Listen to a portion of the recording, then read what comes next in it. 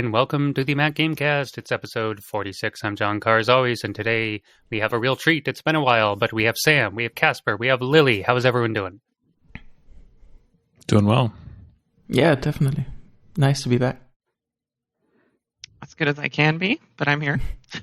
I had more dramatic introductions planned for you all, like, I don't know, Sam, the tech wizard, and Casper, the Euro genius, and like, America's military, the finest to have to offer, Lily, or something. You know, I had all these grander introductions, but that's all right. I said them now. Save the flattery for next time, I guess, right? Yeah. So I've definitely major topics today are going to be Apple Vision Pro, a couple gamer games that have been released, things we're playing as usual, like Death Stranding and this and that. Doesn't necessarily mean we're playing Death Stranding, but I have played it before and can comment on it. There's some hardware tidbits from Casper and odds and ends, or Sam and Casper. They're the real tech heads here. Lily and I will probably just make Mass Effect jokes or something. So we'll go from there. That's why I'm here. Exactly. I mean, yeah. So we'll go from there. What do you want to start with? What's the inspiration?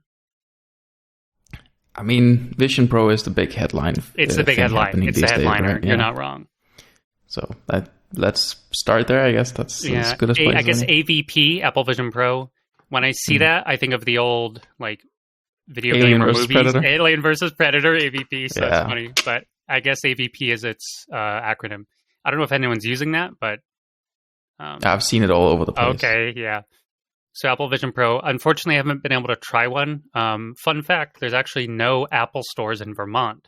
What there is several Apple authorized retailer resellers. I mean, there was just one chain. It's called Small Dog Electronics.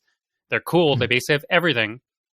But I contacted them and they said, well, you know, it's a really expensive thing and the demand's probably not so high here, so we're probably not going to carry it, you know, check back with us later. So they used to have a store right in my town, but then they didn't. But there's one like an hour and a half away, which I drive by them fairly often, going to visit other people, like friends. So it would be easy to drop in if they ever had one to test. But alas, I have not been able to test one.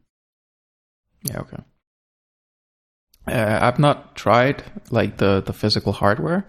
I have tried the simulator in the development environment. Obviously, that's very different to trying the real thing, but I have sort of seen and played with what the software looks like in that setting. Very different to playing with the real thing. So, you know, but that's the closest thing I've gotten. Is it available in Europe yet, Casper? No, it's only a US release. I didn't even know that. My bad. Huh. Yeah, you can't even get it in Canada, so it's I don't just think US. so, yeah. Oh, okay. I haven't been paying that close attention. I guess I'm just used to Apple stuff releasing everywhere, so they really are treating it like I don't know, what would you call it? A specialized product, limited release? US can beta test it. That's what I was going to say, the USA test ground. Yeah.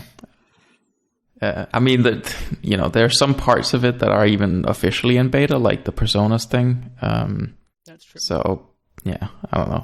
It very much is an early first-generation product. The reviews also reflect that greatly. They do. Everyone's talking about how it is cool tech, but it's more of a promising idea than, you know, something... The full reality. That's already... super useful. Like, it can be useful in certain situations, I guess, but it's clear that there's more potential than there is being tapped into, right? Right. Yeah, that makes sense. I was going to comment, Lily has probably used way cooler stuff in the military already, but she can't talk about it, I'm sure. Everything goes like military to civilian anyway, generally speaking. I only know that from my older brother, who used to be an intel officer, and he commented on that stuff. But in the Navy at least. But as far as civilian tech goes, it's very cool. No one basically, even people who don't really care about it don't deny it. Like, this thing's pretty cool. It's reasonably next gen, does a lot of stuff no other device is doing. But it definitely has limitations from being Gen 1, has some issues, obviously has one of them being the price point alone. It's like, woo! Who was I talking to? I forget who it was. I'm like, it's only for rich people. Or my friend was like, or dumb people. Right. Meaning people are just like, here's $3,500 I don't have, woohoo, or whatever it cost, Yeah, no offense, but that was funny. He likes to poke fun at people. Yeah. I saw. We should probably give a high level overview at some point, but I saw at some point that there's an airline. I think you're supposed to call it Beyond, but it's spelled like BEOND. That are going to offer Apple Vision Pro for their passengers, like as in-flight entertainment. Whoa. It's just Jesus Christ. But it was also described as a luxury airline. So only like $10,000 for economy or whatever, right? Yeah. But it's just crazy, right? Yeah. I mean, well, that is sort of, in my opinion, one of the places I would want to use it. You just kind of... Sure, but you're not going to buy it for that unless you travel like a maniac, right? So. But this is just like, this is what I mean. Like a broader augmented reality, virtual reality world where you just kind of go around, and even during travel, like these kinds of devices are available. I'm not saying the Apple Vision Pro will become the standard, although I wouldn't mind if it did because, I'm already in the Apple ecosystem. Kind of like how the iPads are the de facto tablets. I know several people who refer even to their Android tablets as iPads, though they're not necessarily the most tech savvy. But it's just like, it's the de facto tablet. It just is. But there's many other tablets, of course. So what I'm curious, like, of course, this is pure speculation, but just eventually we will be living in a more AR, VR type world. And of course, that'll start in this very early adoption stage, which we're still in, broadly speaking, across all headsets, not just Apple's. But will it go beyond entertainment and into like maybe some sort of practical? I'm more interested in actually for productivity than entertainment these days. Of course, once I get one, and at some point in the future, I might change my mind when I see some cool movie or game or something. But I'm mostly interested in having like tons of screens to work with for productivity reasons. Right. So one interesting limitation of the Apple Vision Pro, at least in its first incarnation, is that if you want to use it as an external display, or I guess just a display for a Mac, you can only have one window in your virtual environment that represents the Mac screen. It can't be multi-display. So you kind of get like one effective 4K resolution display that you can make arbitrarily sized, but you just get one. Interesting. So you can't use like spaces or multi-screen it or something. I mean, you can use spaces, the Mac feature, to separate it, but you can't have more than one window in your spatial environment. Sure, not just like boop, boop, boop, boop. Yeah. That would be interesting, though, because people do use so many multiple monitors, I think. Do both of you guys use multiple monitors? I forget. That was one of the limitations for a while. I do at work. At home, I just have one. But, right. Yeah. And of course, so many streamers and YouTubers and whoever, they use all these extra monitors, or various professionals use extra monitors. So it's like, that would actually be a cool feature eventually where you could just buy the one device, but be like, I have 4 monitors or 5 monitors or whatever the heck you want, And as far as I've understood it, like even if you already have multiple physical displays, as soon as you connect your Mac to the AVP, all of them go blank. And the only monitor you get is the virtual It's like display. The master override or something. So in its current iteration, in terms of like, say, Sam, you haven't really spoken up, but like, what's your impression of it? And what do you think in a Gen 1 situation? Like, who is it for? What's its actual use case for entertainment or productivity or whatever? And, stuff like that.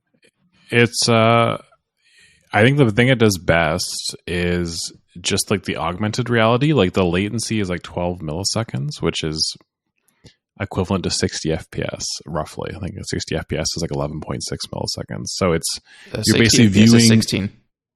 Is it 16? So better. There we go, 90 FPS, whatever that is then. So you're basically viewing life at 90 FPS, which is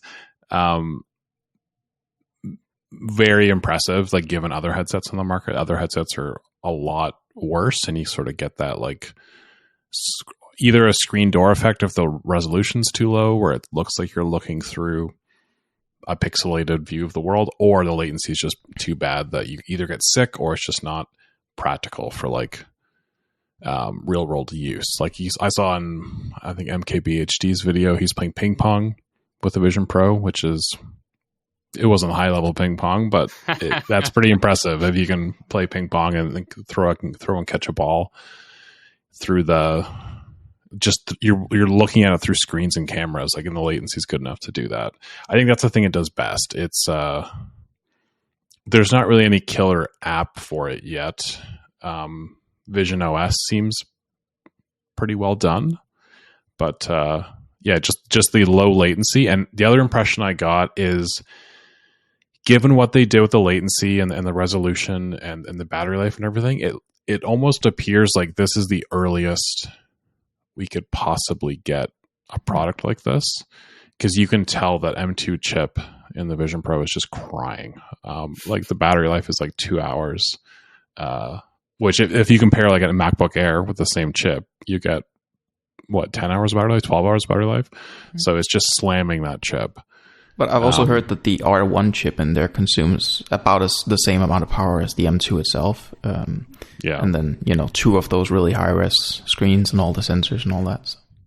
So I think if we look ahead, like, and just assume CPUs adhere to like the same sort of innovation that we've seen in the last 5 years, in like 2030, we'll probably have a headset that lasts 6 or 7 hours. It'll be way cheaper. It'll hopefully have some killer apps by that time. I think it'll have killer apps pretty soon. But yeah, like it's very much like the tech just got to the point where we could do something like this, and then we have this really expensive headset that does it well enough that I think it's not going to turn people off of the product. Because if you released this like 2 years ago, when the tech wasn't quite good enough and everybody got motion sickness, was when throwing up, and like your whole product's just gone, even if the tech advances and you have a better version in 2 or 3 years. Yeah. So yeah, that's my impression. I would say I haven't tried it. I probably won't try it for a long time, but yeah, impressions look good. The thing I think is the coolest from all the reviews I've seen is just how people talk about like the placement of windows in the spatial environment just being exact and them sticking exactly where you left them. And like I've heard people say that you can like place a window in your hallway, leave your house, come back, and it's exactly where you put it in your hallway. Oh, and to me, that's just like, that's impressive. That's the like killer feature of this system. Obviously, it's not in itself something that is, it's not going to make the product useful that it can do that. But it's just, technologically speaking, that's the thing that makes it way more impressive than anything else I've seen in this space. Being able to keep them there is just wild. The one thing I wonder, this is more of like a gamer thing, but like I wonder if we're going to see some like really dystopian future where in like 20 years everybody will have these just like hideous apartments that are like falling apart with nothing on the walls, and they're just walking around with little VR or AR headsets and having this beautiful environment that they're Player One. Yeah, and meanwhile there's like mold on the wall and water leaking from the ceiling. Well, you do have to wonder. If the future Apple is going for is the pass-through thing, then yeah, that's not really. But, yeah. Some people will probably live permanently in like the environment mode or whatever, where you're just in like some cool world with backdrops or whatever. No, given the human tendency or the nature of fantastical worlds dazzling your eyes, your brain, it's certainly some people will fall prey to that, probably even on the current gen device, just the same way some people are addicted to phones, computers, games, so many things people are addicted to outside of like what are considered typical addictions, like drugs or alcohol or what have you. Let's call it tech addiction. And, I definitely enjoy those scenarios, as in like in books and shows and games and whatever. Like Cyberpunk's some of my favorite stuff, but it's actually a horrible future, really. There's nothing really good about it. I just think it's cool. But I want to live there? No, it's a horrible place to be. Same thing for like Fallout. I enjoy it for its absurdity and dark humor and over-the-topness. But would I want to live in like the mutated, irradiated wasteland? No, I wouldn't. How about Warhammer 40K? We would all love to live there. Yeah, well, it depends who you are in 40K, I think. I was about to ask Lily. That was my next question. So, like, does the military have a contract with Apple to, like, get Apple Vision Pros in your helicopters or something, Absolutely not. There's a very big difference in the sort of tech that goes into military tech and civilian tech. Right. And very often you'll see crossovers, especially in gaming industries. Bohemia Interactive is the biggest one. Mm, Like everyone who knows about Bohemia knows they make a lot of these simulator environments for the military, but also they make Arma. Arma 3, Arma Reforger, right. um, and they've been making that game for a while, and they've been making the simulators for the Army for a while. Um, and also the Marines, and I believe the Air Force. Nice. So that sometimes there is crossover, but when it Right. comes to something like VR, um, you're not going to see, at least in its current stage, you're not going to see VR ever in use outside of a training environment. And even then, we have not generally liked VR that we've used in the past. And that might change. And I'm not I'm not a spokesperson for the entire army, Of so course. I can't say much on what units that have used it before could say. But I know me personally, I've used there was this pilot program for a VR program for infantry, um, and I think that's the one Sam just brought up. Yeah, that one they like put it on pause for a while because everybody was throwing up in part. Yeah. But Yep. So it was Microsoft, I believe. So that Yeah. that does sound right. I was curious if they what the status of that was. I just found that article I posted, but apparently they're still working on it. But who knows when that'll actually be a thing? I will say I haven't seen it in a what we call a force comm unit, like your actual deploying and fighting people. Like I've seen it in the thought bubbles. I've seen it in training units here and there as kind of like a neat display. But I will say when I used it, it was I was motion sick after the first scenario. Felt like I was gonna throw up, and I was like, Oh no. we're gonna tap out on this one. Right. And Yeah. sorry, but yeah, that's really something you don't want in a live environment. So if VR comes to the military again, it will likely be only in a training environment, and I do not see that changing in in the near future. I can see it changing for certain jobs. Maybe I can see it being applied to drone pilots. That's one thing that's been floated a lot, kind of in the military thought bubbles of like giving a drone pilot the sensation of being in their drone instead of just looking at a flat screen. Right. Because it is very difficult to fly, especially in weather.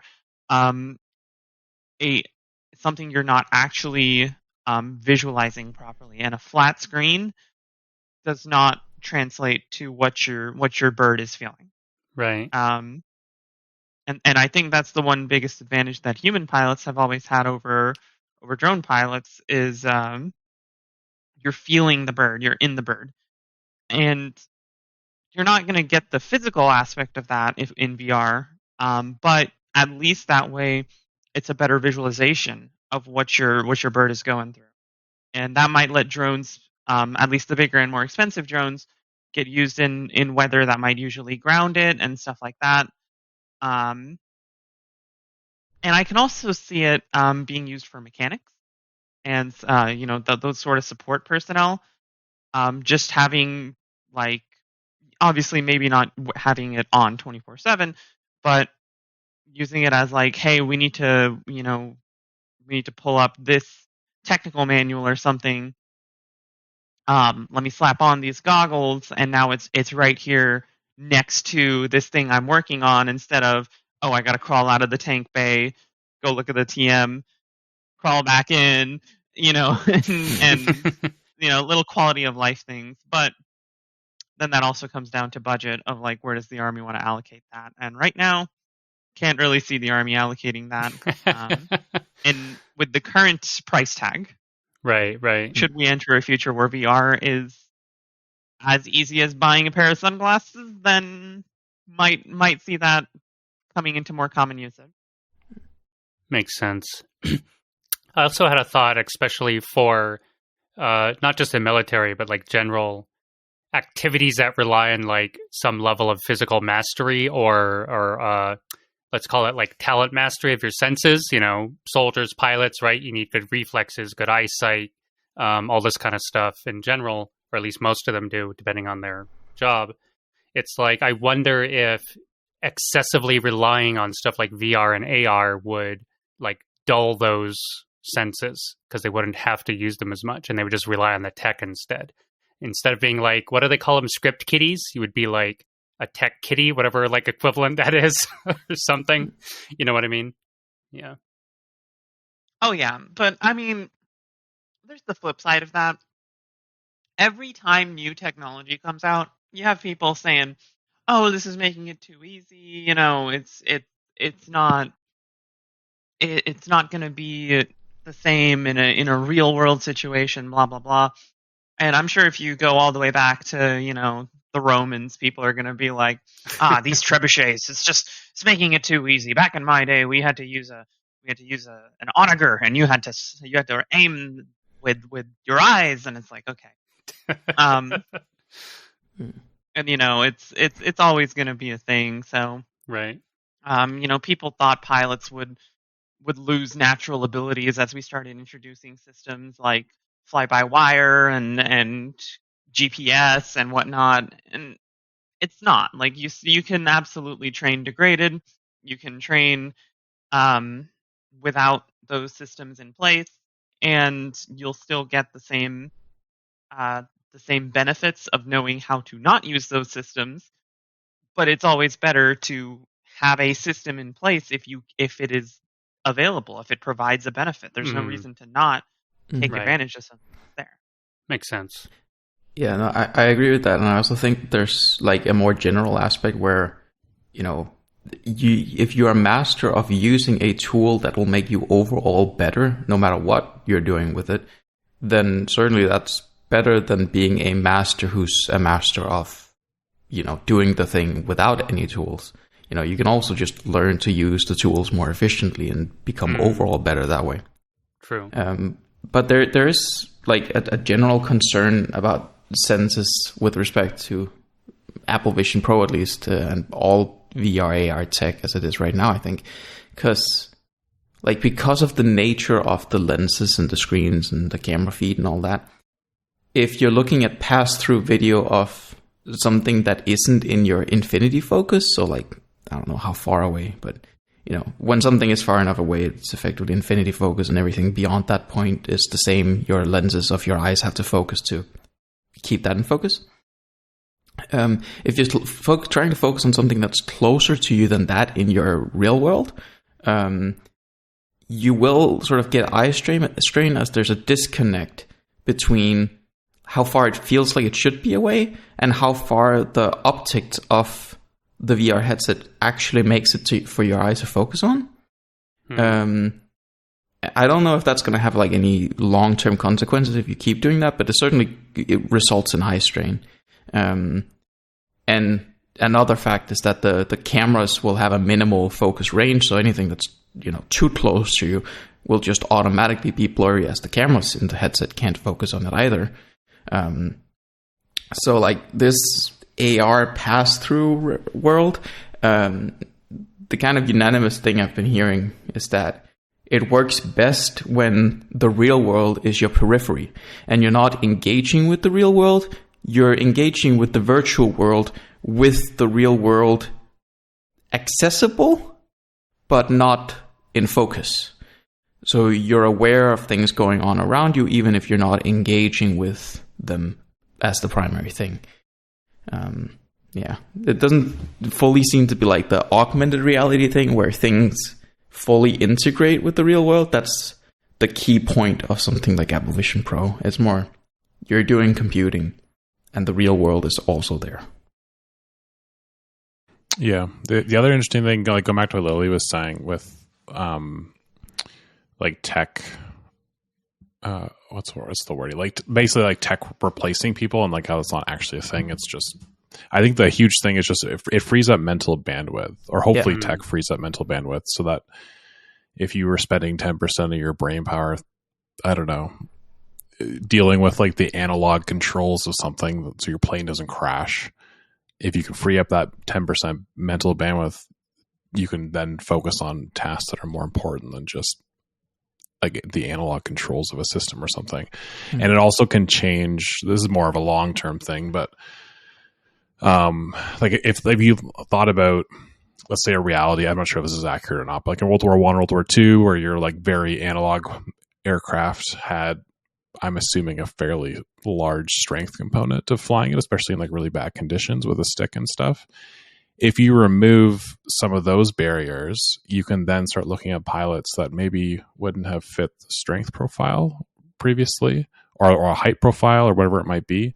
But maybe they're smarter, or they're better at dogfighting, but they just didn't have the physical prowess to dogfight previously, but now they can. So that's more of like a pie in the sky long-term thing. But I think anytime tech moves forward, it'll supplant some category of individuals who were relying on like their mechanical prowess of the thing that the tech is making easy. But they'll get replaced by people who are now even better at that thing, because they don't have to think about that mechanical element. They can instead think about it like a strategic element or something else instead.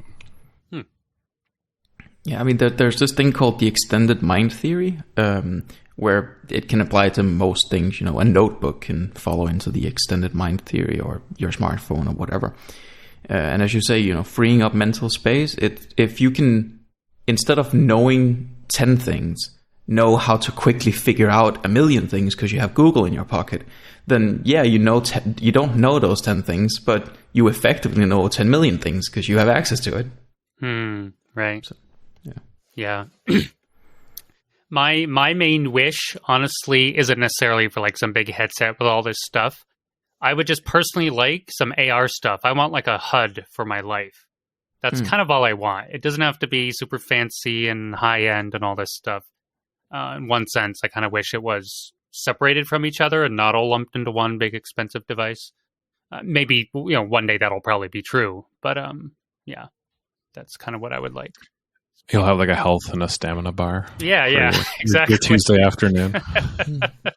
Exactly. Your health goes down, you got like, better bake some cookies. Yeah. Just gotta some exactly. game noises. Nom nom nom. Yeah. That was a pretty good Minecraft. I was thinking original Deus Ex when you ate candy chocolate bars myself, but I'm sure it's pretty similar, like a lot of those noises. Yeah. But going back to what Sam was saying also about things being easier, there's a common misconception, especially in regards to the pilot shortage. If anyone was not aware, there is a worldwide pilot shortage. You mean like airlines and stuff, or do you mean military or both? Everywhere. Okay. Everywhere. Military pilots, airlines, small. Why is that? Are they aging out or something, or what's the deal? There's a variety of factors, and I could go on about it for the length of an entire episode. So, but suffice to say, the requirements for training and for entry level positions is a lot higher than the payout. So that's the biggest reason. Right. And that is something that needs to be fixed on its own time. But the common misconception behind that is that piloting has gotten more difficult. There's this understanding that all these computers and all these systems and everything, it's just so much to memorize, so much to have to work with, and a lot of people don't realize it actually makes it so much easier. Flying now is so much easier than it was in the dawn of flight. Not only in the physical regard, but also in just the things you have to do in the and sure, there might be more steps to starting up an airliner now, but I mean, you have a checklist for it, right? Like, it's not like they say, hey, you have to memorize every single aircraft, every single type, and go in there. Once you learn one aircraft and you learn it really well, it's really not that hard to apply it to other aircrafts. Mm. And it is and this might scare some people, but it's true. There are some airliners where your pilot might not touch the controls the entire time because the autopilot and the trimming and the computer systems have just gotten so advanced that everything is done automatic. And you can watch it on YouTube. I watched this video recently, and I forget what it was called, but they put some random journalist in a like full mock-up cockpit, like the training cockpits that they use, and said, "Okay, you're going to fly the landing sequence." And they had him do it with the ALCS, the automatic landing control system, and then they had him do it by hand. And the ALCS, basically, he just pressed some buttons, and the plane landed itself. So it's really already gotten to that point. And so, Cool. when there's all these concerns about like, oh, it's unsafe, it might, get pilots too confused or it might make it too difficult and get them out of the real world. It's like, man, listen, that's already happening. You're like, I guarantee you, your pilot, if they're touching their controls at all on your like New York to Los Angeles flight, then they're touching it during the takeoff and the landing. And that's like the most likely. They could be touching it even less, or they might be touching it more if they like having hands. I mean, especially these longer airline pilots, like longer flights. That is, it's basically you're flying a bus, so you're in a straight line the whole way. So there's not exactly much the pilot can even. I have a visual of a bus with like enormous plane wings and a like jet engine on it. It's like wee. I mean, yeah, it's called the Airbus. That's true. You're not wrong. Yeah. So yeah, all these technologies that make things easier are not a bad thing and could actually solve a lot of the problems we're seeing, not just in the airline industry, not just in the military, but really everywhere. And it's not a bad thing. There's always going to be people who say, "Oh, we're promoting weakness." Like back in my day, you had to be so and so strong to fly a plane. Like, yeah, but also, how many people are flying right now? And you want to complain about airline tickets being so expensive? Well, this is how to solve it. I have noticed airline tickets going up slowly but surely. I mean, some of that's fuel, but some of it's these other reasons, I'm sure. Yeah. Sorry. Mild topic change. Well, it's not topic change, but just one thing I was wondering with the Vision Pro that I wonder if any of you guys have experience with as like a comparison would be the iPad when it came out in 2011. It's one of those 2 years, I think. I think it was 2010, yeah. So yeah, I remember I bought the first iPad in 2010. Yeah, I was in first year of university, and it was a cool device, but it didn't really do anything. And you remember, like when the iPad came out, everybody was like, "Oh, it doesn't support Microsoft Flash. Like 90% of the web will be unusable." And like, so yeah, like the iPad. It's interesting to think about because I think the iPad was like equally kind of a cool device but useless. In its first generation, and then it's not like taking the world by fire like the iPhone or smartphones are, but it's a very popular product now. So yeah, it makes it. I get what you're saying, especially the difference there. Basically, quote unquote, everyone. I'm doing air quotes if you're listening. Quote unquote, everyone needs a phone. So therefore, like, people will buy more phones on average than they might buy computers or headsets or tablets. Of course, tablets have become pretty ubiquitous now, too. It's interesting because my mother still has a Gen 2 iPad. It's not Gen 1, but it was from my grandmother who's now passed, but she lived to 101.5. Wow. And then she just uses it to play music. But every now and then, when I'm visiting with her, it's around, or she had to troubleshoot it recently, and I'm just like, oh my God, this UI. Like, it's obviously like iOS and Apple, but it's so like ugly and dated and slow and weird. I'm like, is this, to me, it looks like some weird cheap knockoff of like what it's become now. Cause it's, what is that, like 15 years ago or something, or whatever the heck it was. So it's just funny to see the evolution. So I get what Sam's going at, and what Lily and you guys have all been saying. Like, what will, not only, well, specifically, what will AVP look like in, say, 5 or 10 years, but maybe the general market for it and stuff. Yeah, pretty interesting to think about. Yeah. I mean, certainly a lot can happen in a few generations of a product. But I really think the most important thing that'll happen to the Vision series is when the Pro moniker gets scrapped and we just get the Apple Vision at some more affordable price point. But, I don't think that'll happen for Gen 2. Just because, as Sam said, this is probably some of the earliest this technology can really exist in a feasible fashion. So I don't think they're going to make a budget version until they can make a budget version that is at least somewhat equivalent to what this first Gen Pro version is. But whenever we can get effectively the first Gen Pro without the Pro at a cheap price point, and then there's some Pro that's significantly better, that's when this product category is going to be significantly more meaningful and probably also be available across the world instead of the US only. Right. And until that point, I think its evolution is going to be significantly slower than something like the iPad, which also did release, not exactly worldwide, but to a lot more of the world day one and stuff. So sure, makes sense. The other, this is more just an anecdote, but every major not every major company, but a lot of the big tech companies are not all in would be hyperbole, but they're like Microsoft. We talked about the HoloLens stuff earlier. They got that U.S. Army contract. They've been working on HoloLens for a long time. That's their augmented reality headset. Apple, obviously, with AVP.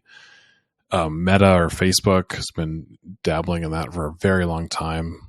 They're kind of the current market leaders in terms of market share. And then Sony has been bullish with PlayStation VR. That doesn't really sell any games or units, but they believe in the tech enough that they released a second version for the PS5. And all these big companies are trying to crack this VR or AR nut, because I think when somebody cracks it in terms of, I think everybody, and by everybody I mean the general populace, they can see why it would be awesome. And the only reason it's not is because the tech's not quite there or not quite being applied correctly yet. And maybe we need a few more technical innovations to fully get there. But books like Ready Player One and stuff are obviously hundreds of years away probably from being reality. But the general premise of that, where it's AR and VR being a big part of daily life. Right. I mean, personally, I think it's more likely that we'll just see more tech all around us than that we'll fully immerse ourselves in VR headsets or whatever all the time. I think they're going to be a part of it, but just, more tech all around that we have everywhere instead of having the tech with us everywhere. You know what I mean? And I think the biggest, gateways to VR being more common is starting to be overcome. I have my VR headset sitting right here from when I first got it a few years ago. And it's big, it's bulky, it's wired to the computer. I got some of the outgoing stuff on sale from the older generations. And you got a Meta or a Quest Pro or what do you have? Good question. Thing. It's an Oculus, I'll tell you that. Oculus. It's a Rift S. That's what Rift I meant. S. That's what it is. I couldn't remember the name. Sorry. Yeah. But and you look back at the evolution of VR, right? First, it's too big. It's wired down. You need all these sensors, and then the sensors start going away, and then the wiring starts going away, and then the size shrinks down. And there's other stuff. There's a couple other gates to overcome. Pricing and tech availability. But as things become more developed and as the pricing drops, there's going to be more emphasis and more benefits with getting these things just for even using it around the house. When the iPhone first came out, or even before the iPhone, when the smartphone, that is, first came out, with things like the BlackBerry and whatnot, it was very much this is for business people. This is for when you're doing all these things on your phone for making, meetings and making long calls, et cetera, et cetera. And now flash forward 20 years later, and the smartphone is just a common part of life. And I think VR can follow that same trend. Maybe not to the same extent, since the smartphone is more of a commonplace usage item, but it's definitely going to be something along the lines of, oh yes, I have my PlayStation, I have my TV, I have my computer, I have my VR.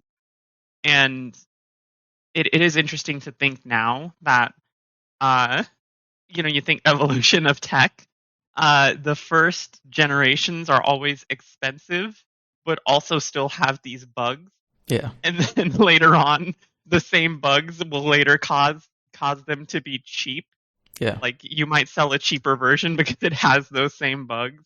Yeah. And it's just interesting to think like how maybe in a couple years from now we're gonna look back and say, man, why was the Vision Pro so expensive? It was so crap, Yeah. Speaking of that really quick, just as an aside, because I had to look it up out of curiosity, the online reports suggest Apple has sold around 200,000 units of these. That's the approximate number. This doesn't come from Apple. I don't know how they do it. It's various analysts or what have you. But that's the approximate number. They apparently had around 80,000 for launch day, and then so many more ordered. Evidently, a quick comment. And this is from Mac Observer or Mark Gurman from Bloomberg. Of course, he's a big name in this kind of stuff. Apparently, there's a quote from the Apple engineering team, the Vision Products Group, the team working on the headset. Believe it could take. This is a quote. They believe it could take 4 generations before the device reaches its ideal form, and it's essentially a prototype in its current state. Like we said earlier, the U.S. is beta testing it. Yeah.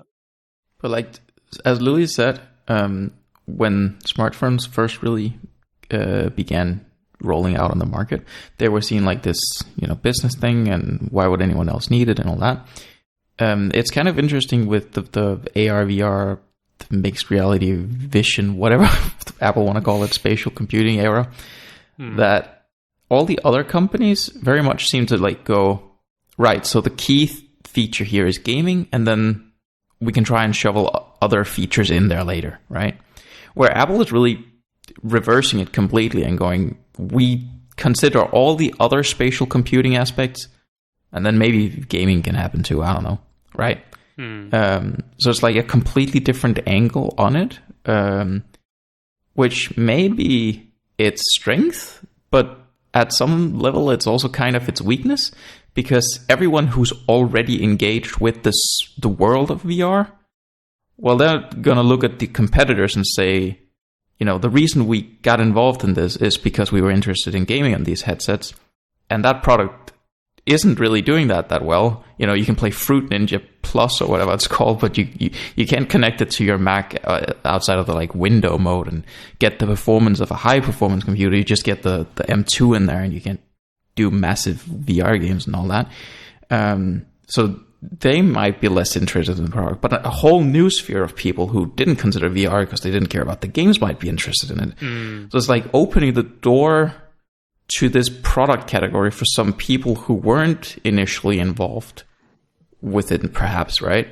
There's obviously going to be some overlap, but it's kind of an interesting... It is really interesting, Mark Zuckerberg pointed out that he thought Vision Pro might actually be a positive for the Meta Quest, exactly because it, increased the total market for headsets, and that since the Quest was so much cheaper than the Vision Pro, some of that was going to go to the Quest as well. And then he later did a weird quasi-review thing where he just started shitting on the product instead. I don't know what's going on with that, but it's certainly interesting with the market groups there, right? Yeah, no, it also makes sense because maybe, let's just say you're not a gamer and you get into an Apple Vision Pro, whether now or in the future, and let's just say it remains more general use / productivity focused. And then they're like, hey, this whole VR AR stuff's pretty cool. How do I really game on one of these? Oh, there's like a Meta Quest 5 or whatever the heck it would be by then. That thing's really cool. I'll pick up one of those. That being said, Apple definitely isn't ignoring general entertainment. Like they're partnering with Disney and making all these experiences and cool movie modes. Apparently the movie mode is really like amazing, even in the Gen 1 version. Not to mention, I don't even know what to call them by experiences. They're like these weird interactive theme parky things. Also, I think that's a really cool component. Like I remember, I would actually be very interested in, what do they call it? Edutainment, educational entertainment. Man, I can't remember their names now, but growing up, my parents would buy us various computer games that were like learning math and fractions or sort of a Wikipedia type thing, but it was all in a CD. I forget what they were called, honestly. And you would load it up and it'd all be about animals and this and that. And it would play like movies and sounds and you could research things, but it was just all on a disc. It wasn't online. If you could go into like a cool, I don't know, simulated rainforest or mountain range or, whatever, something cool in nature and like explore things and, oh, there's a plant and boop, it pops up with its info. Like, I'm more interested in like the experience side of it, not just for entertainment, but more like maybe edutainment or meditation or what have you. Like, because there's already so many cool games in the world. Of course, you can always, the next cool big thing. Of course, that's always there. But I'm more interested in the angle you just mentioned, Casper, this other side that's basically less explored with this kind of technology.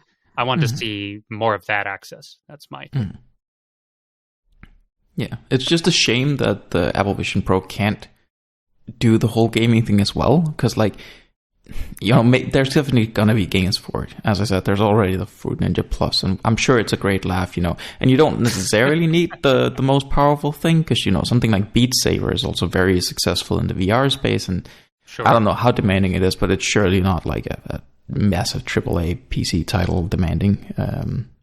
But I don't know. I wish you could connect it to your M3 Max, M3 Ultra, whatever future Mac you get, and get the gaming performance off that chip in the VR headset. But like you'd have your mouse and keyboard, slap on your Apple Vision Pro, and play in like some mega like movie theater screen or whatever, and play whatever game you want. Not necessarily that. I mean, I guess you can do that by mirroring the Mac display. But I was thinking like actually playing a VR game. Oh, okay. But instead of using the M2 chip in the headset, make use of your Mac chip. Yeah, I see what you're saying. Yep, like piggyback or whatever it's called. Yeah, and I think as technology develops, right, you're gonna start.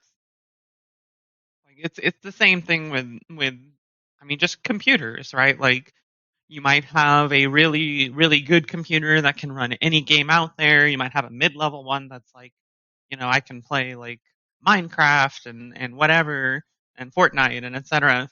But maybe not like Arma and Mass Effect in the highest resolution or whatever, right? Hogwarts Legacy, whatever. But and then you have your lower tier that's just like, oh, this is just for my writing papers. And you might see the same thing with VR, right? Like the difference between VTOL VR and DCS, right? Because obviously an aviator. I love flight simulators, yay! But those are the two big ones, right? You have VTOL VR and you have DCS, Digital Combat Simulator, and they're both excellent flight simulators. They're both a lot of fun, but one looks so close to real life, right? DCS is like sometimes people mistake DCS like footage, and the same thing happens with Arma and any other realistic game. It's like, oh, it's an actual Hornet doing crazy shit, and it's like, no, man, this is just in DCS. But then you have VTOL VR, which is like very lower graphics. Like it doesn't look like a comic by any means, but it's still very clearly like low resolution, kind of cartoony type thing. Right. And you might have it so that it's like, oh yes, my mid-level, Apple 3.0 or whatever, right, can run VTOL VR, but then I get like the Pro version, and now I can run all these other games. And I think, right now there's maybe not much of an emphasis on it, but I can definitely see the technology moving that way as we get more options and as the market widens and as the technology is easier to implement in different ways. Sure, I don't doubt that we're going to get to that stage, but there's just always going to be some inherent limitations in what kind of processing power you can put inside of the headset. Both due to, you can't put the biggest heat sink in the world in there, and you're going to be limited in what kind of fan is going to be reasonable to, have blowing on your face and that sort of thing, and power consumption for that matter, if you want to increase the battery life long term.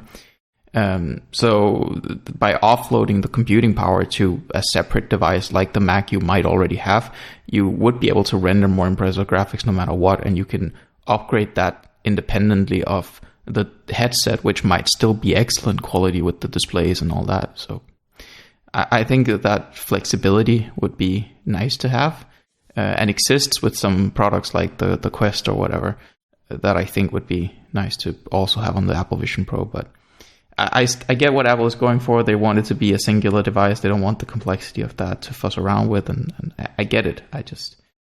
I wish it was there for gaming, but again, gaming is also the singular use case where I can see it really mattering. So I don't know. But also, we don't know, right? Like, microchips have come a long way. Power generation has come a long way. Like, maybe we're one step away from, I don't know, like having safe nuclear fusion generators in everyone's backyard, right? Like, I think it's definitely like a good short-term thing. Like, yes, we should be able to link it in, like kind of what the Oculus does and whatnot. But who knows? Maybe like 10 years down the line, we might have VR goggles that are just headsets, whatever, that are just strong enough to run anything. Like, sure, but give a video game graphics programmer 1,000,000 times faster CPU and GPU, and they're going to create 50% prettier graphics. That'll take up all of that GPU and CPU power. So there's always going to be a requirement for more beefy hardware. But the human eye, right? Like, and this kind of goes back to the whole, I think, FPS discussion we were having earlier. The human eye, the human mind can only comprehend so much, right? Like, you get to a certain point. I think it's something like, there's a difference. Your mind can still process a difference between 60 and 120, but the difference between 120 to 240 is like very minuscule comparatively in terms of FPS. So I think eventually there's a ceiling, Diminishing returns, yeah. Yeah, I mean, I don't know. I could be wrong. I'm not a biologist, and I'm not a computer game designer, so I can't say either way. I agree with your thinking, and I was actually going to comment something very similar. Like, we're speculating now based on a scale that we understand, but that scale will shift as time goes on beyond what we could even speculate on, essentially. Like, new tech will occur, new inventions or breakthroughs or this or that or whatever at some point. And it'll get I just think they're so far from where we are to being anywhere close to that ceiling. I agree. It's no time soon. Yeah. I think like a mild response, Casper, would be, I think we're like not that far away from cloud streaming being really big for gaming. Sure. Like by not that far, I mean like at least a decade still. But like I think like 20 years from now, I think dedicated, powerful consoles or gaming PCs that sit under your desk or in your media cabinet will be like still a thing, but they'll be kind of like a more boutique, like, oh yeah, I got mine locally, and it'll be like, all your friends will come look at it. And if you live like out in the middle of nowhere, you'll need to buy something to.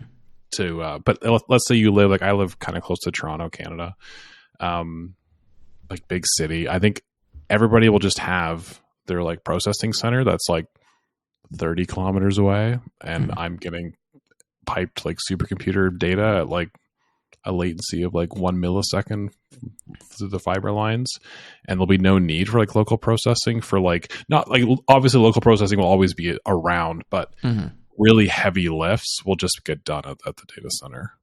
No, I can definitely see that, and I can see that working super well for a head-mounted display situation. And at that point, you might not even need more than what the M2 is now, even in that future world of processing. You just need something with good video decoding capability, basically, right? So, yeah, because cloud, like, I don't want to derail us too hard, but like the cloud streaming is like kind of similar to VR, where it's like it's right there, and like everybody's pursuing it, and it's like, I can play for like hours sometimes cloud streaming, and I don't notice it's cloud. And then you have a hiccup, and you get this crazy artifacts, or you get disconnected. Oh, it's a good segue for multiple reasons. One, Apple now allows streaming apps in the App Store, which was a long time coming.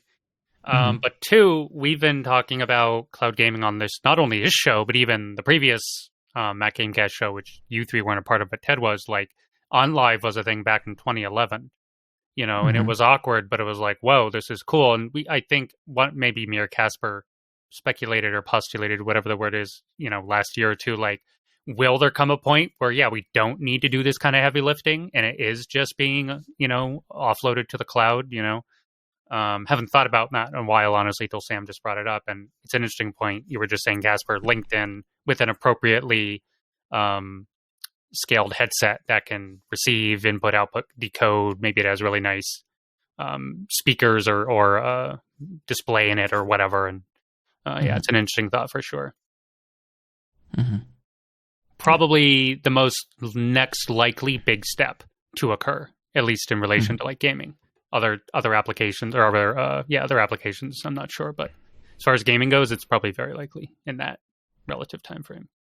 Yeah. I do remember On Live, because that was a day where my parents absolutely hated the idea of video games. I was still a freshman in high school, so that was a funny way to get around not having enough computing power or storage space to have games on my own system.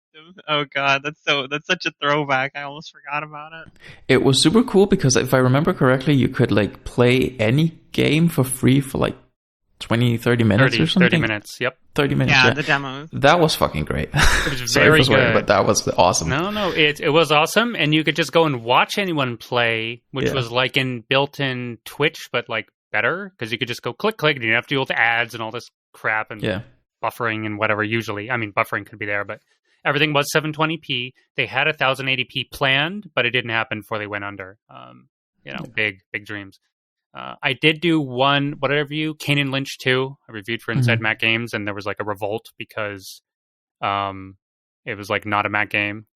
And so, who is the editor? Damn, I forget his name. He was good, but he agreed to it. But then, he like posted some note like, okay, guys, we did this one. We won't do it again, But I've been fascinated with the tech ever since, especially, for me, back because I was still when I was doing journalism, I had an all access pass to OnLive, and every game just fully unlocked, no limits, and that was very convenient because then I could just bypass the demo time. But to me, like, do that, but like, do it in like 1080p minimum or 4K now. I think. Oh my god.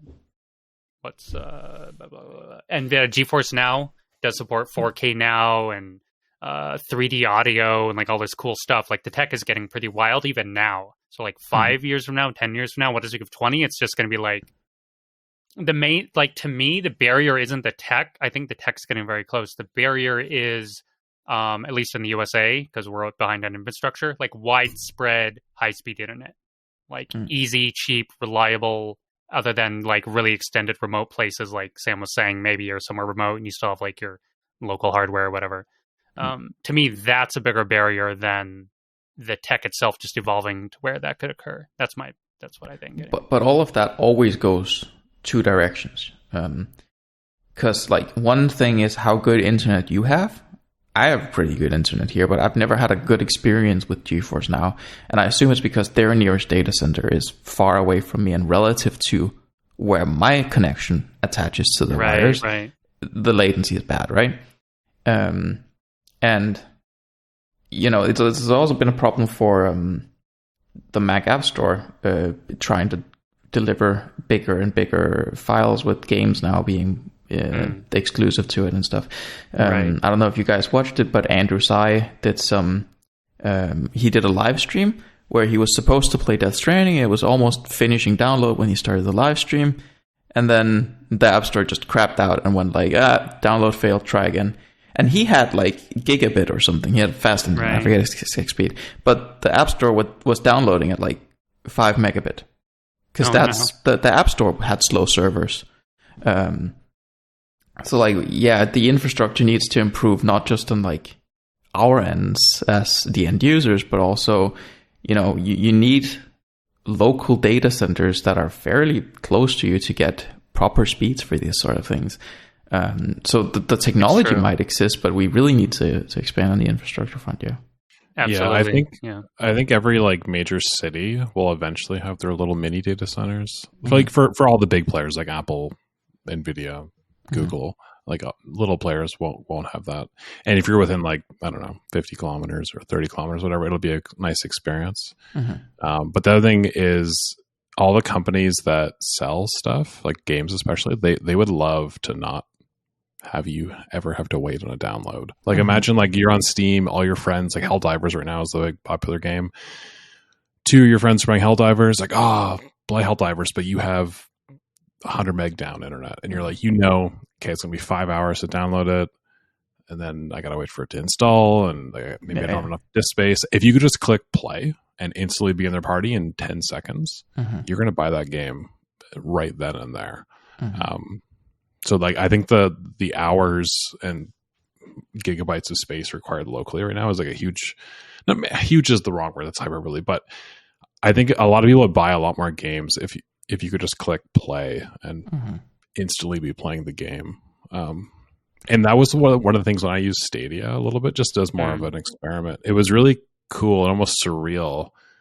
Like I remember I signed up for my account and I looked at a bunch of games and then I was like, oh, it looks interesting. And you're just like, click. And then you're playing. There's no, like I have good internet. I have gigabit down, but even then you're waiting usually 15, 20 minutes for a game to download.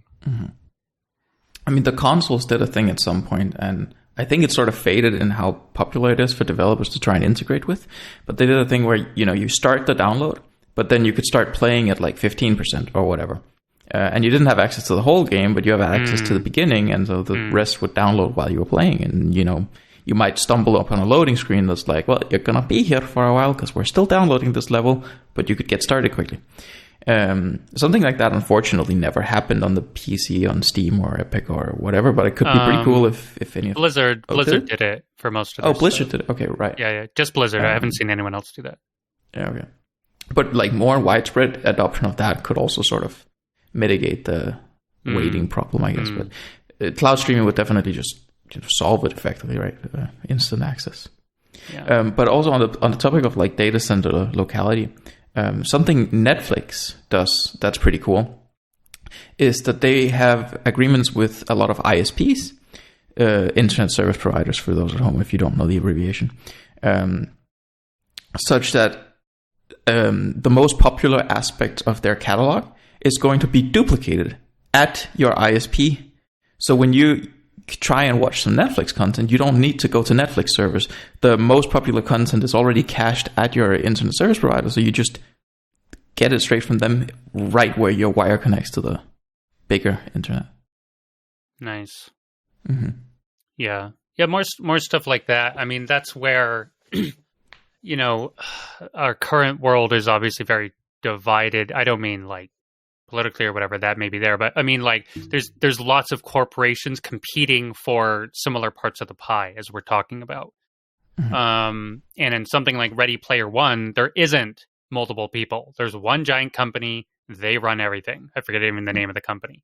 They run the whole VR system. They exclusively have the hardware. There's people who might like hack it a little bit or something, but it's just it's one platform, one company, one service, one fee. Everything's just down to a singular thing. Will that happen in our life? Well, I don't think it will personally, but like that in a sense makes it easier because there is one person just distributing everything. What if Netflix somehow made a VR headset and then like tagged into all their data centers, which are already global or whatever, or cloud stream game thing, whatever. Like, yeah, it's interesting. My point is like some corporations like would need to start making agreements or contracts with each other, like, oh, I'll tie in with you, or this data center, or this thing or that thing. We'll share this. Open standard adoption, right? You could there you go. Some sort of open standard. Yeah. We got lucky with music that everybody kind of. I know there's a little bit of exclusive stuff between Spotify and Apple Music and all that, but mostly it's just all music is available on all platforms. Yeah. They kind of banded together to fight piracy, all the record labels, and they were just like, all right, we'll put it all on iTunes. But let's say if that happened now, you'd have like Warner would have their own streaming service. Oh god, I don't know what the other players are in the music industry, but there'd be like 12 different apps to stream whatever artists you wanted to listen to, which would be the worst. That's actually kind of an interesting point, because with something like music, the different platforms are competing on having the best music delivery platform, not the best music.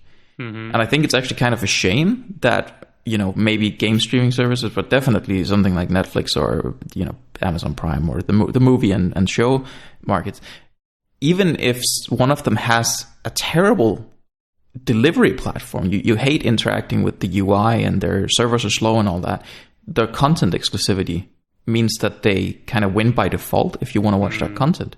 Right. The real competition for them should be delivering the best delivery platform, and then the content should be everywhere, right? That would be ideal for competition, delivering the best products on the market, I think. Because the content should compete against content, and the delivery platforms could compete against each other and being the best delivery platform. I think that would produce good results, but I don't know. Well, it's definitely that's market ideal. Dynamic shit. That's ideal for us, the consumer. Yeah, it that's may not be ideal for the companies running them. Right. Yeah, the incentive structure isn't necessarily there, but I think it would be good for us as consumers. Oh, I agree, 100%. And ideally, obviously the utopia is maybe too strong a word. The ideal there is you reach a balance where it's ideal for the consumers and the companies. Consumers are happy, they're making money, at whatever reasonable rate, and then boop, everyone, it just goes up. Speaking of the game industry, let's switch a little bit, because if we have more topics to hit, we do have we still have we have like 50 more minutes, but state of the game industry that's been going on the last few months. State of basically in that not only last year was there a ton of layoffs, but also at the start of this year.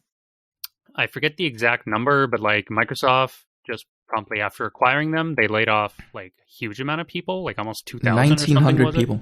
Yeah, almost 2,000 people.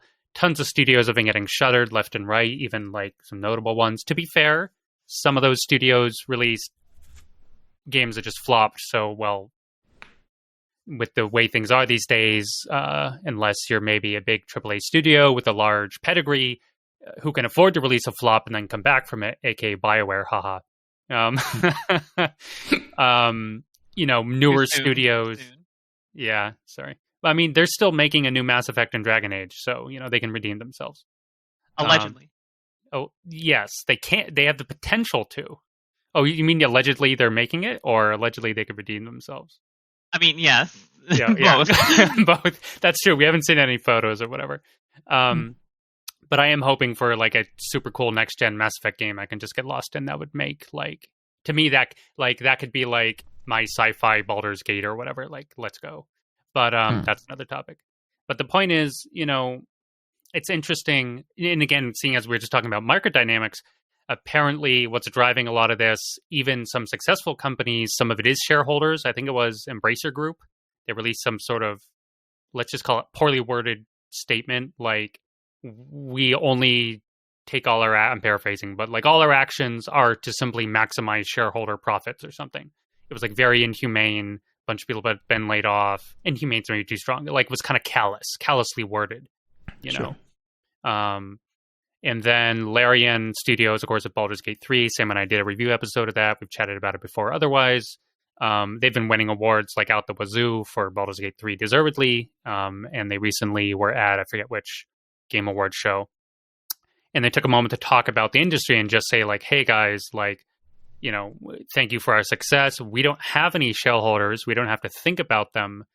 But the main thing is like, you're all important. meaning like people have been laid off or maybe discouraged. Like, your creativity and talent is needed in our industry to keep making great games. Like, keep your head up, like keep trying, keep moving forward. Like they were trying to be encouraging, but they're a bit of a, I don't know, black swan's the wrong word. White swan. They're like a bit of a unicorn in the game industry.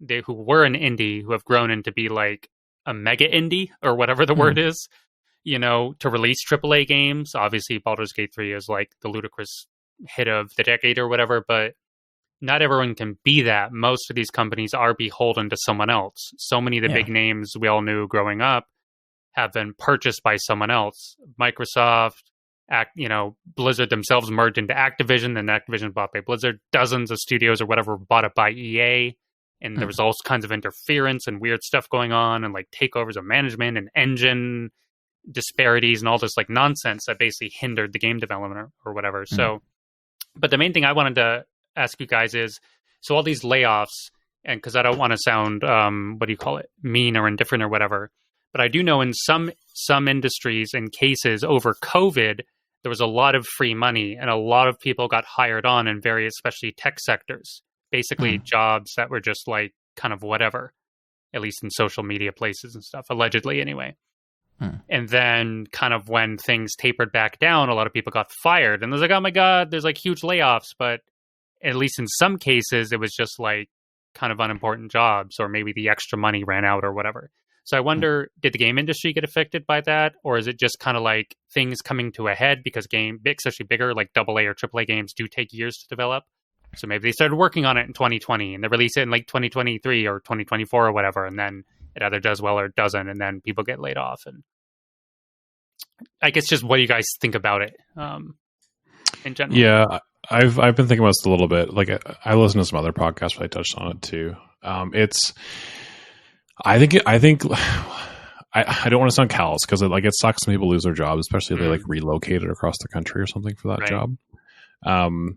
But at the same time, I feel like gaming industry layoffs get way more attention than like every other industry because the game industry is a very like social media, like influencer driven industry where like reporter, like let's say Jason Schreier at Bloomberg, one of the biggest like game reporters, he like personally knows like tons of devs at tons of studios and they'll all feed him information and stuff. You don't really have that in other industries. Like if in the tech industry, like I work in cybersecurity, we've had tons of layoffs. Like nobody cares. I'm not asking anybody to care, but it's like I haven't been laid off, but like massive like 10, 15, 20% workforce reductions and stuff. But that it's more just like a footnote.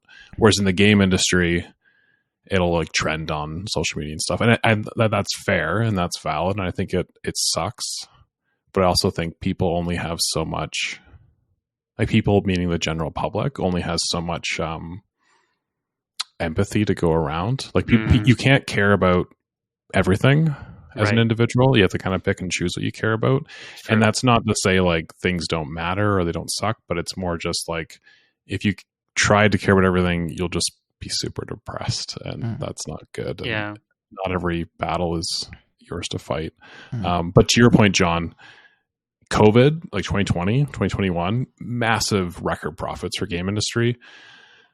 A lot of them loaded up on staff, and then fast forward 2-3 years, COVID's over, lockdowns are over, people are back to work and not gaming 12 hours a day, and profits are down shockingly. So now they're laying people off, which it's frustrating that like the people who run the studios, like the C-level execs, just didn't have the foresight. And not every company did this, but a lot did. Like Embracer Group, they own like 300 studios or something insane. Yeah. And then when all the interest rates on money went up, like in the last year, they're like, oh shit, we owe this money and our interest rate just quadrupled. Now we're going to go bankrupt unless we start laying people off and selling studios. It just seems like bad planning. It's like the COVID boom was never going to last forever. Nope. But people acted like it would and hired like it would, and stuff like that. That was an issue. There's definitely a lot of that. I think some of it also is like, I also agree that it's strangely highlighted. Like, oh my God, people are laid off. It's like as one of you guys was just saying that happens every day across all industries, basically, more or less, or all kinds of jobs. And is it great? No, it's just kind of this. I always want to call it the cycle of life. People get fired, people get hired. It just kind of goes on.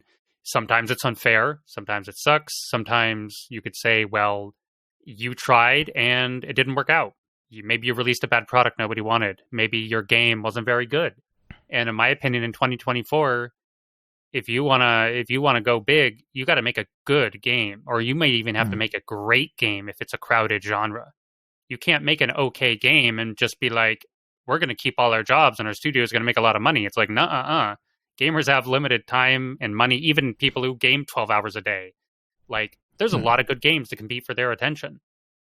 It's like, how many more games can the market bear? Well, they can bear a lot of them, but if your game's mediocre, and then especially if it's not free to play, like mediocre free to play games often get by because they're free to play and they're accessible. But if you release a $40, $50, $60 game that's just either average or below average, you're probably going to tank because now I know no one's trying to do that. No one sets out to go, well, let's just make an okay game that'll get mixed reviews on Steam and not sell very well. Obviously, no one tries to do that, but not everyone can bat 1,000. Like just the nature of there's so many games being made. Some of them are going to be mega hits. Some of them are going to be middle of the pack, which is a lot of them, and some of them are just going to be at the bottom and they're going to flatline, whether they're free to play or AAA or whatever. Like Immortals of Avernum or whatever, that sort of like magical FPS type game, looked decent. I was vaguely interested, but by all accounts, it was just kind of a 6 out of 10-ish, 6.5 max kind of game. It was just okay. And but the studio, and again, I'm not trying to like paint them at a bad light, but in my opinion, they just kind of made excuses about their game. Like, they just didn't get enough marketing, or it was between Starfield and Baldur's Gate. It's true they were big games, but it's like, honestly, dude, your game just wasn't very good. It was just fine. I don't disagree with a lot of what you guys are saying, but I think the primary aspects of why it's so noted in the games industry is that the developers behind these things, the people who get laid off, are often treated worse than what they would be treated in other positions that are available to them, and their passion for video games is being abused a little in that they're paid less. They often suffer under leadership that doesn't treat them very well. I heard a story from someone at Blizzard who just, like, it was a boss that were pretty much directly saying to the team, remember, you guys are not the rock stars. The other department are the rock stars.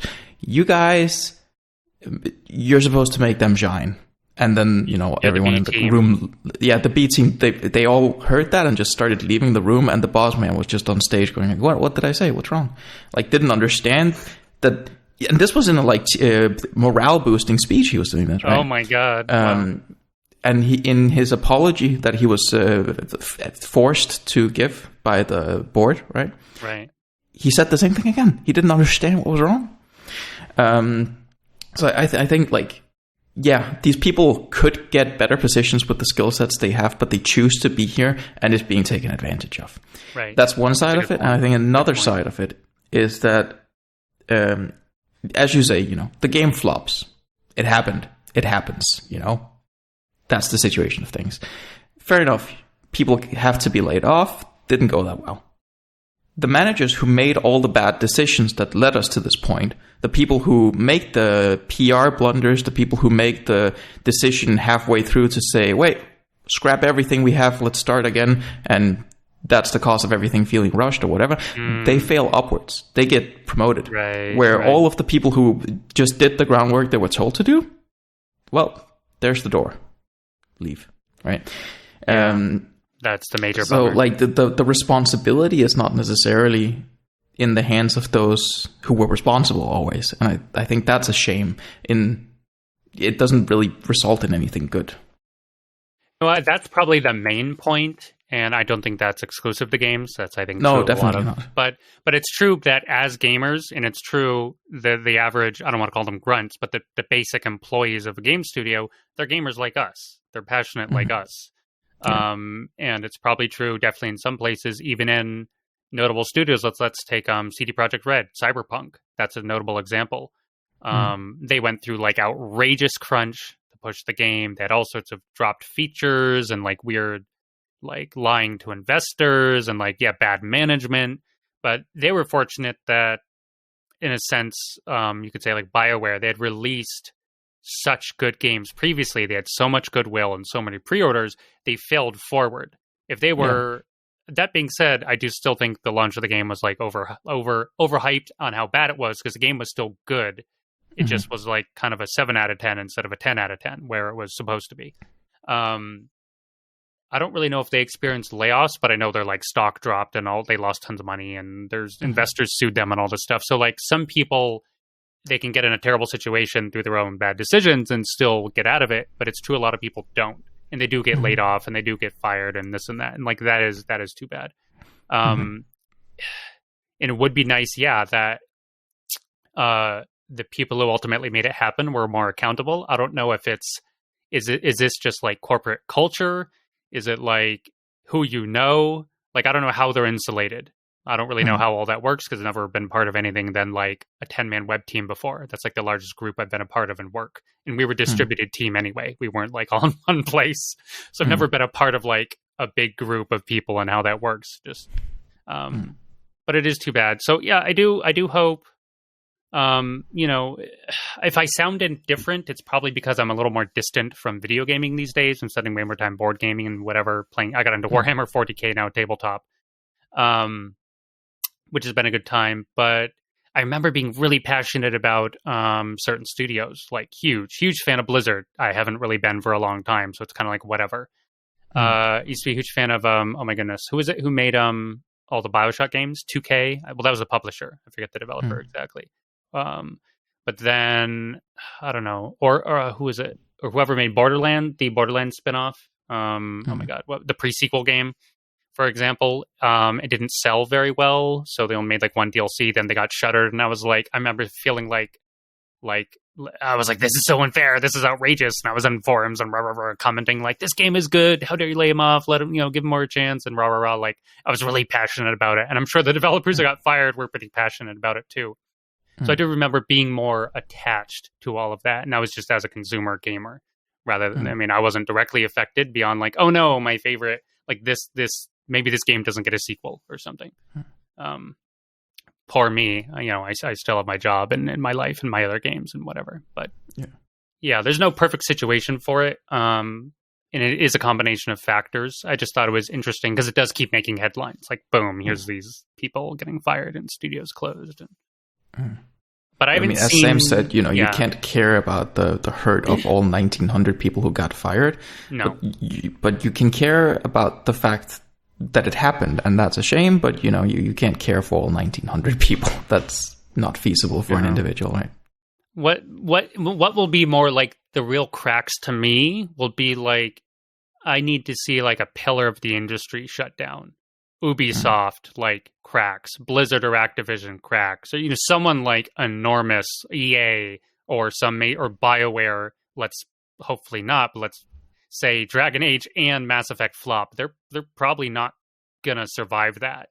Like there's only so many chances or goodwill or credit or whatever they can manage. So if like some of the like long 10, 20 plus 30 year like pillars of the gaming world start like, then I'll be like, oh my goodness. Then I'd be very concerned. For now, it's just kind of like, well, it comes and goes.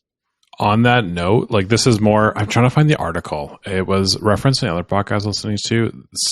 One of it's like Bloomberg or something. They got an anonymous executive from a large game company to like give them a quote, but he wouldn't say who he was. But he said like, if you think like the current layoffs have been bad, buckle up, because he's like, you're going to see not just layoffs but like studio closures and publishers shutting down, and like basically the gaming industry like way overextended, and there's going to be a massive contraction in the next, like in 2024 and maybe even into 2025 was what they were thinking. I think that I hope we don't see that, but I think I can understand that, because we're seeing it with some movies as well. Not that I want to get into like the movie verse, but let's just, as like a very quick summary, like the whole Marvel universe has been flopping and crumbling for a bit. The budgets have been ridiculous, $200-300+ million movies. It's like, do things really need to be this expensive? So in a similar vein, like obviously there's always going to be some like mega budget games that like the studios really need to like spend 3 to 5 years and zillions and billions of hours and dollars like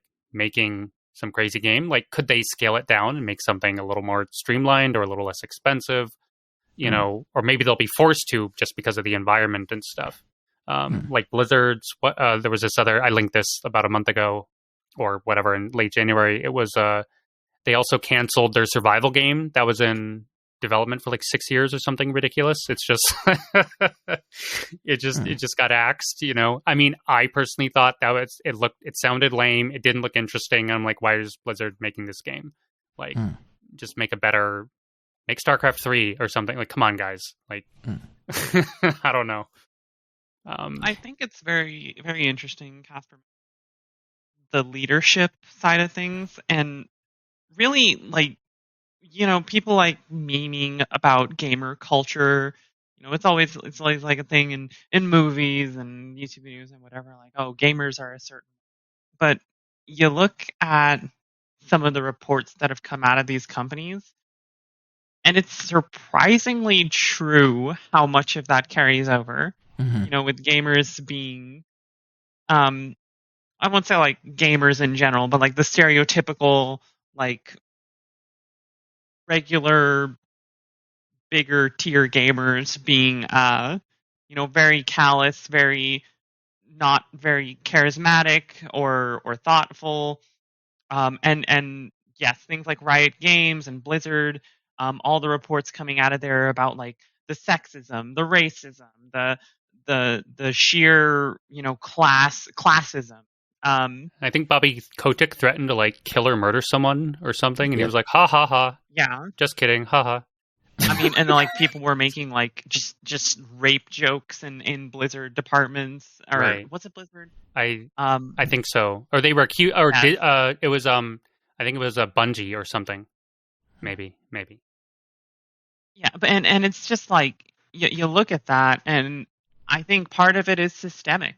And the people that have kind of landed power, the made men, if you will, in gaming industries are not very good leaders. No. And you know, me myself being in a position of leadership, I've been just about my whole career. I know firsthand the effects that bad leadership can have on a workforce, on a project, and on the result. And in this case, you know, not only is it some of these results that have been coming out have been rather lackluster, but sometimes they succeed.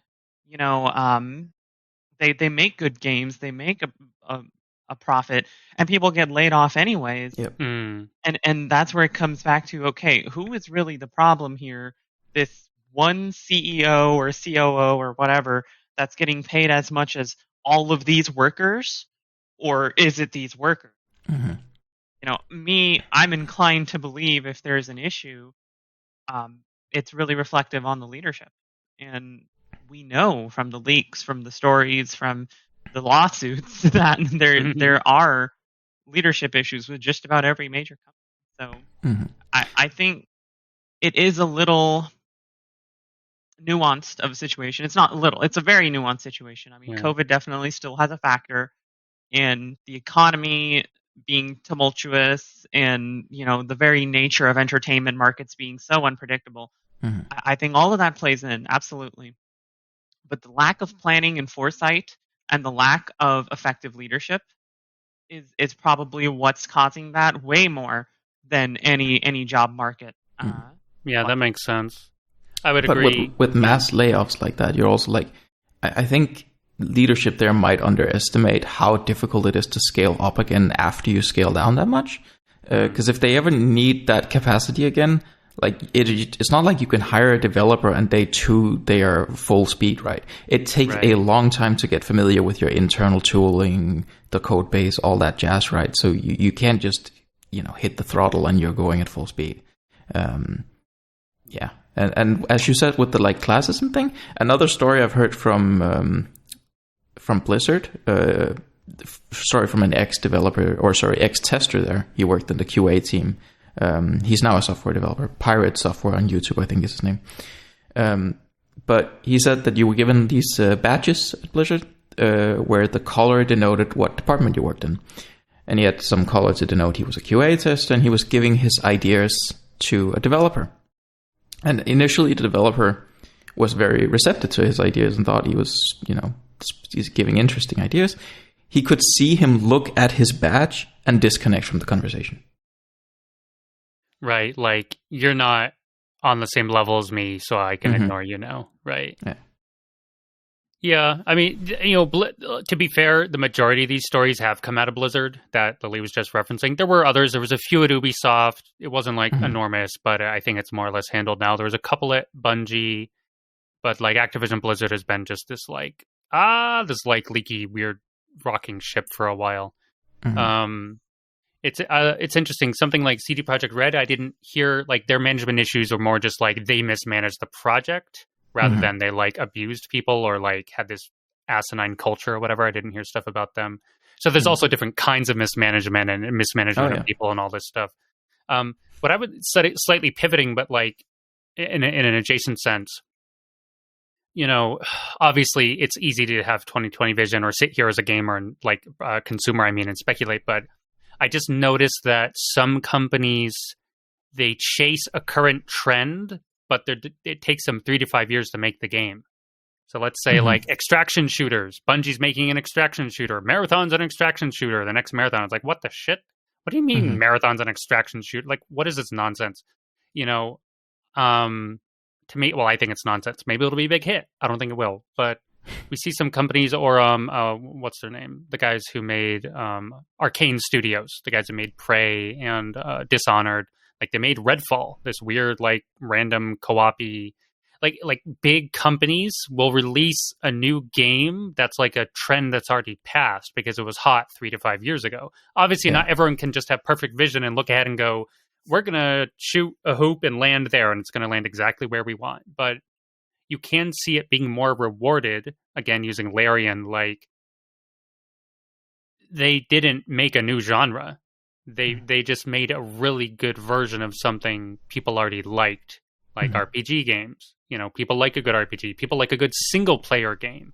People like a good co-op game. People like a good any game, honestly. Pick your genre. But my point is, I guess I wish these large companies, especially some of my favorites, like Blizzard, like Bungie, I wish they would stop chasing, the trend of the year or two and, just make what they're already good at. Where's Warcraft 4? Or StarCraft 3, or an actual Marathon sequel that isn't an extraction shooter. People would buy that by the zillions. Just make it. Why are you chasing all this these annoying live service games? And basically, they're making stuff they're unsuited for. Why is BioWare making Anthem? I liked Anthem, but it was 3 games shoved into one. They weren't suited to make it. Clearly, just like how Arcane wasn't suited to make Redfall or whatever. It's just I don't know. So it's Where is Arma 4? It's been 15 oh my god! Years. I was going to say you referenced Arma 3, and I'm I was checking that out in 2010 or 11. People still play Arma 3 because we're still waiting. Yeah. So it's I don't know. It's just and I guess I'm kind of baffled, and I'm posing the question who is making these decisions in these company rooms or these game rooms, whatever they are? This is what we're going to make. So is it short-sightedness? Is it lack of confidence? Is it chasing trends? Is it all these things mishmashed together plus, possible mismanagement or what have you? I don't know. Obviously, I can't give an answer. There's some crazy stories. What was it? G4 TV. Casper, I don't know if you'll be familiar with that, but John or Lily, do you guys remember that? It was the gamer television I know channel. it too. Yeah. It went bankrupt 20 years ago or something. Right. But then whoever the parent company was, I forget who it was, one of those big Universal or Paramount or whatever, one of those big ones, they greenlit a G4 reboot for $200 million. This is 5 or 10 years ago now.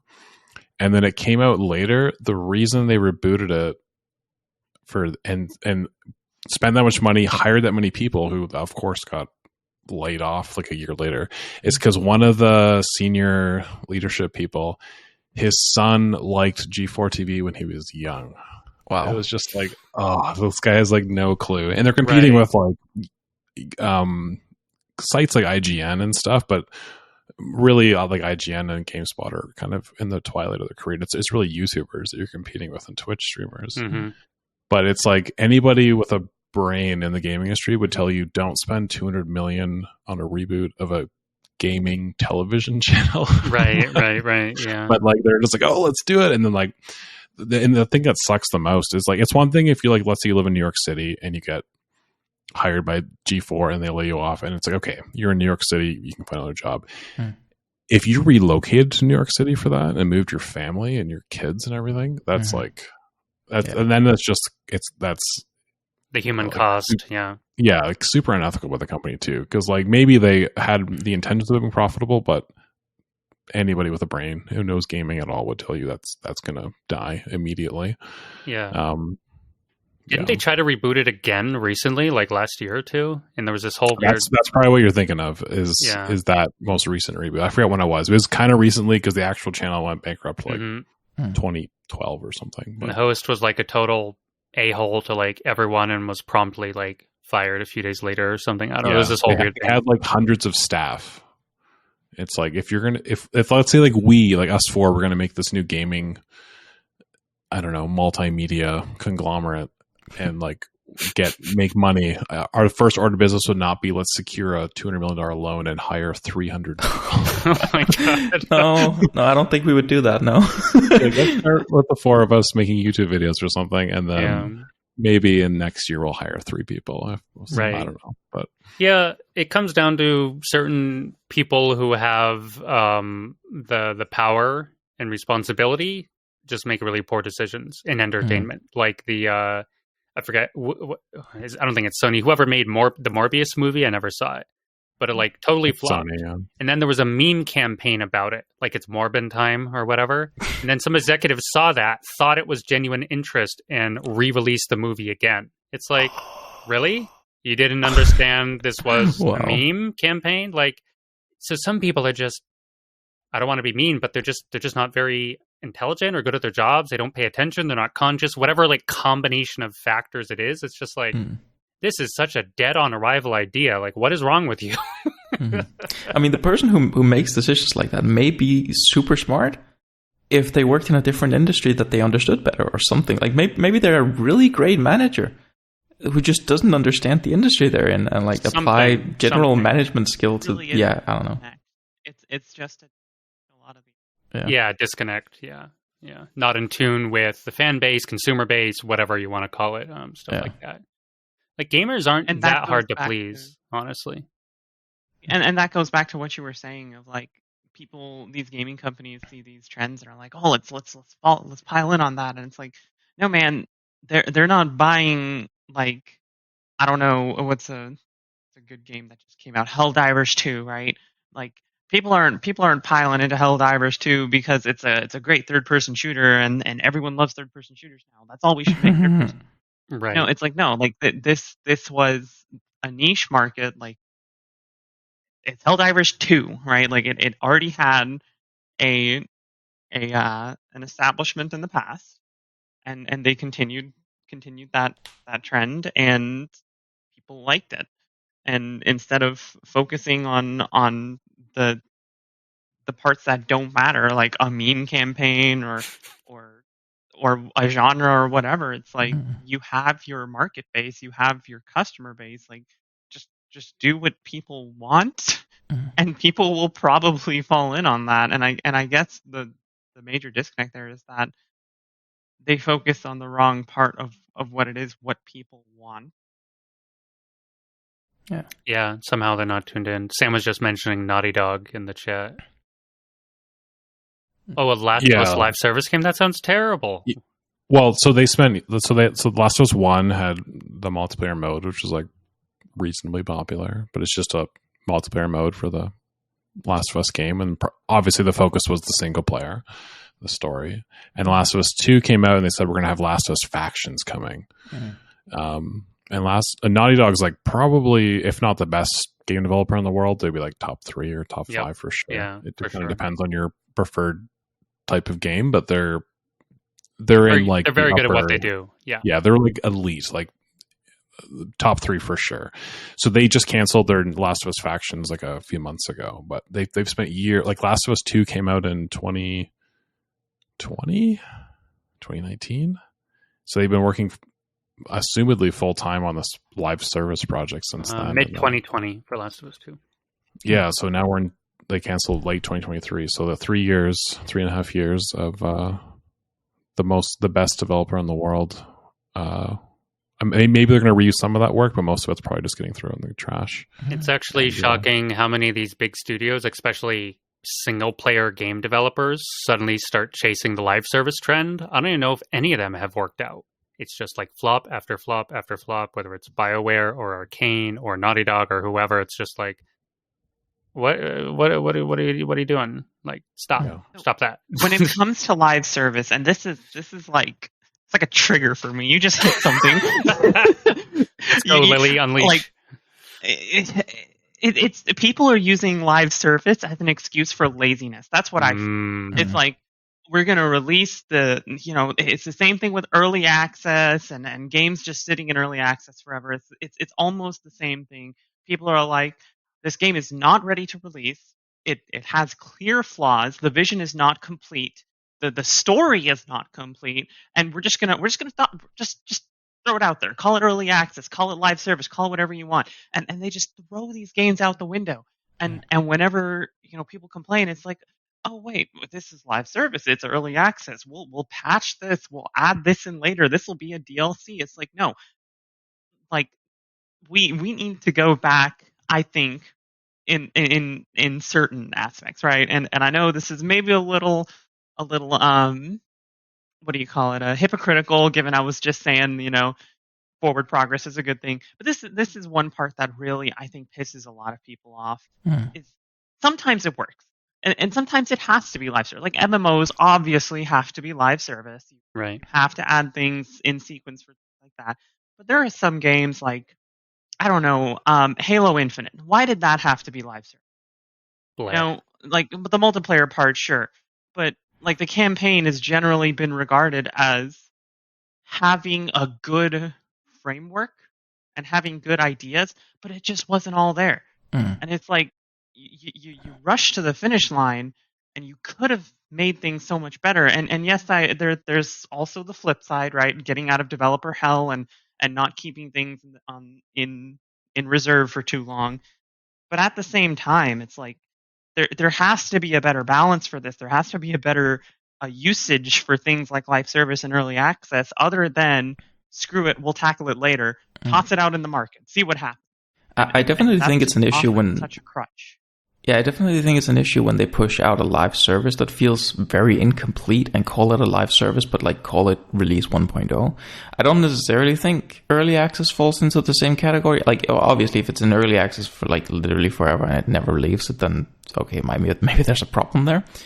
But like Baldur's Gate was in early access for ages, and knowing that, I just stayed away from it. But I'm gonna play it now that it's out, and it seems like it's out in a good state and everything. So I don't necessarily think the development model of saying, you can try a bit of it now, it's like an early demo kind of thing is. Or could I interject when really it's done quick? properly? Yeah. Yeah, well, just what she was saying, like her conditions were like the vision of the game wasn't complete, and that's the Right. main thing. And Baldur's Gate had a clear vision. It was just like, here's the first portion of our vision. Okay, And that's fair. badly done games are just like, blah, here's part of an idea we spit out, and like, where to that's go fair. from now, Sorry, please go on. Yeah. Just wanted. Yeah, that's a great example of early access done properly, right? Like real quote unquote early access. I think I'm big into strategy games. Broken Arrow is a very good example of early access being done right. They're releasing, little pieces, saying here's a part of the game we have completed. This is not the whole game. Things will not be the same when it gets released in full. And here's just a part you can play now. And that is a great example of it. But then there's also this trend of people releasing early access games and it being just the quote unquote whole game. And then they can just sit back and say, oh, this is just early access. This isn't reflective of the real game. Right. Postscriptum was a game that I really loved, and it was in quote unquote early access the entire time I played it. And then the company went under. The game like basically died, and now it got picked up by the same developers of Squad, and now they call it Squad 44. So it's kind of coming back. But that's the same deal that like it's one of those things of like, yes, it can be done correctly, but very often leadership and development will just use it as an easy way out or as a crutch. Yeah. Right, yeah. No, it's true. I Yeah, think I agree with that. unfortunately more people do it wrong than do it right, other than a small minority of large companies and maybe like certain indies, they do it well. Like Darkest Dungeon was an early access game, and they just layered onto it. The framework was great, and they just kept adding, here's more levels, here's more monsters, here's more heroes, boom, boom, boom. They built like a really cool game, you know? So some indies know how to do it well too, and some indies just like spit out a game and abandon it, or it's in early access for like 5 years, 10 years. It's like, oh my God, what do you release the game? What are you doing? Yeah. So it does go on. We have about 15 minutes left in recording. Just, I don't like saying that, but that's true. Even though this is really interesting, we did say we were going to talk about Death Stranding. So has anyone here played Death Stranding? Doesn't have to be on the Mac. Just have you played Death Stranding anywhere in any capacity? No. A little bit, like 2 hours. Heard of it. That's about my experience with it. Yeah. Frankly, not on the Mac. Sorry, Mac Game Guys listeners. I only tried it because it was free on the Epic Games Store. I have it there too, waiting for me.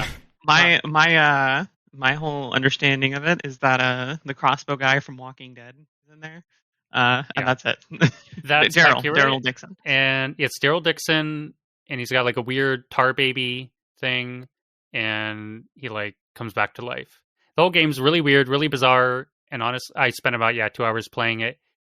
Half the time I was just watching cutscenes, which is fine because they were like super weird. I almost feel like he should have just made a movie instead of a game, because the cutscenes were more interesting to me than the gameplay, honestly. Has anybody here played Metal Gear? Metal Gear Solid? Because like it's a Hideo Kojima game, right. Death Stranding. So like if you play Metal Gear, especially like Metal Gear 4 or whatever, it's very like artistic, shall we say? Yeah. That actually reminds me. Yeah.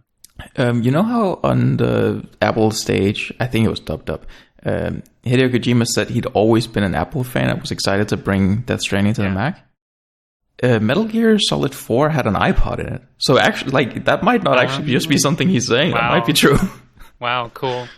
I do think it's a good game, but it's a very weird game. And if you don't like do a little research and just like buy it, your expectations may be like wildly mismatched. You might be like, WTF is this game? So apparently the latter like half of the game also changes quite a bit in the gameplay and is less sort of clunky and awkward with all. You basically like an Amazon delivery boy in the future for like America that's post-apocalyptic or something. And you're trying to reunite people with delivering their packages. I don't even really know what's happening. And there's like weird invisible monsters that can eat you, but then you come back to life because you're a special returner dude. This isn't really spoilers. It's all within like the first half hour or whatever. It's a good example of what you're talking about, like studios being, I don't know if they're forced or whatever, but to make games that they shouldn't be making. This is an example of the opposite. This is an example of a game that would never, ever get greenlit anywhere unless Hideo Kojima put his name on it. Yeah.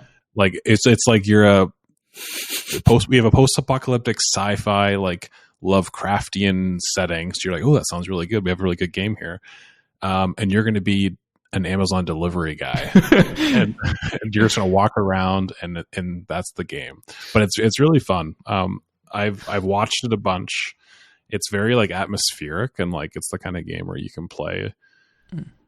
You'll look at your watch and be like, oh, it's probably like 45 minutes. It's been like 3 hours, but I actually watched it more than I've played it. I find it really relaxing to watch on Twitch, but I runs super well on Mac as far as I can see. Yeah, sorry. We should have one of the best Mac ports like ever. Yeah. Should have added that. And Hideo Kojima has promised to bring Death Stranding 2 to the Mac as well. So Ooh, cool. I don't know if it's a direct sequel or just set in the world. I'm a little unclear about. I think you do play the same. I think you play Daryl Dixon again. Haha. From Walking Dead. Forget the actors. It's Norman Reedus. That's his name. There's several big name actors in there. There's like a French lady. There's what's his name? Mads Mikkelsen. Guillermo del Toro, like the director. I think he's like an actor in the game. Yeah, and they look very like photorealistic to them, like their real world faces and whoever the actor and actresses are. So yeah, great graphics, great audio. Gameplay's a little weird. I think there's little combat in there. Mostly it's delivery stuff, but I think the point of the game, the theme is actually like connectivity. And later in the game, there's not quite multiplayer, but I think you can like do stuff for other people and help them out in the world or something. Kind of like a Souls game where you leave them messages to troll them, but actually like positive. Like, I'll build a ladder here, and that ladder is there for like everybody or something like that. That's cool. So then they can just climb up the mountain instead of running all around it. I think it's something like that happens later. I'm a little hazy on that, but cool game, good Mac port, nice support. That's what we want to see. We've been talking about for years. More games, more support, more big names. Like, we need that. Definitely. So it doesn't have the best rating on the App Store, 3.9 or something. It's pretty close to a 4. The only complaints I've really seen are technical, not about the game itself. Yeah. I wonder how many of those reviews. So go ahead, Casper. Sorry. There's a really big glitch where if you are not logged into Game Center on your Mac when you try and launch it, it'll just fail to launch. You need to be logged into Game Center, otherwise it just doesn't work. And the other side of the bad reviews, I haven't looked, but I wonder how many of them are like, I tried to play this on my 12-year-old MacBook Air, and it didn't work. It won't let you buy it unless you have an Apple Silicon. But can you review it if you haven't bought it? I don't know how that's to use it. No, you can only review it. Well, can you? Actually, I don't know that. You know what I mean? It's like you could just buy it. Yeah. I see what you're saying. I've seen that, not for this game in particular, but other games in the Mac App Store where, like more in the Intel days, where you were allowed to buy it kind of regardless of your computer. I'm trying to think like Borderlands 3, for example, like really hard to run on the Mac. Yeah. I had a like pretty loaded 60-inch MacBook Pro, and it was like, it would run, but it was like 30 FPS. Yeah. If you try to play that on your MacBook Air, there'd be like 1 frame per second. So yeah, but Death Stranding will actually run fairly well. I mean, obviously not amazingly, but it'll run well enough on an M1 Air. So that's neat. Yeah. It is neat. Yeah, they've done great stuff with that game. I don't think there's been any other notable Mac releases since Death Stranding. As we had talked about, like Lies of P and this and that, like in previous episodes of the show. Yeah. Nothing on the horizon. I am playing Helldivers 2 because of a friend. I think it's pretty fun. It's a AA game, $40. It feels like a AA game. It's pretty good. There's a little jank, a little clunk, but it's terrible alone because there's no bots. So running around alone is not fun. You need at least a +1 buddy. There was a lot of people playing. You can quick play, but it seems to only be based on if people ask. You have to. There's this funny stratagem thing where you like pull up your arm and go like, and you have to actually like WASD the arrow keys like up, down, left, right, left, down, up, or whatever, and then you like hiya, throw a little beacon thing, and then it puts out an SOS signal.